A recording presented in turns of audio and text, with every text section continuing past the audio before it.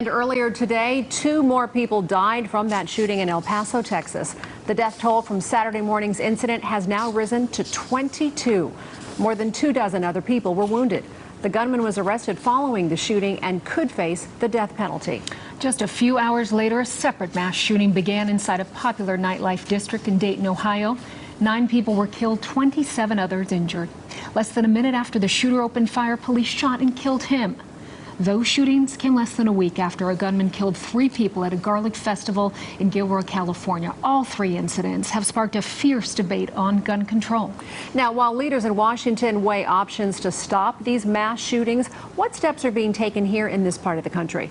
Politics Now co-host Patrick Walker is here to explain Nevada's gun laws. Patrick? Well, Denise and Kirsten, California has some of the most stringent gun laws in the country, but that does not prevent criminals from acquiring guns elsewhere, sometimes legally. Newsom suggested this week the effectiveness of California's gun laws may only be as strong as the weakest rules in nearby states like Nevada.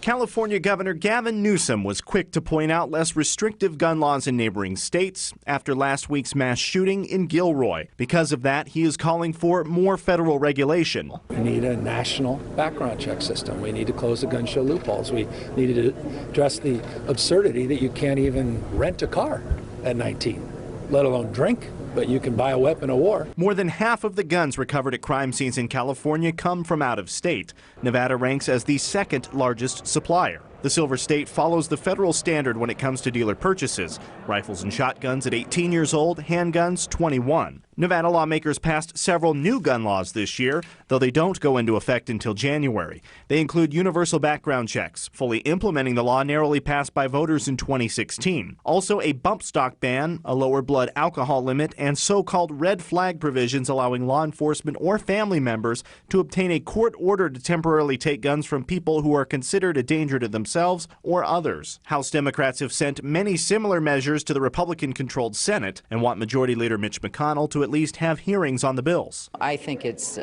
downright unacceptable that we passed universal background checks in this country, closed the Charleston loophole, and they're sitting on his desk. President Trump did signal Monday initial support for, quote, strong background checks and a red flag bill, the latter something some prominent Republican senators are now also showing support for.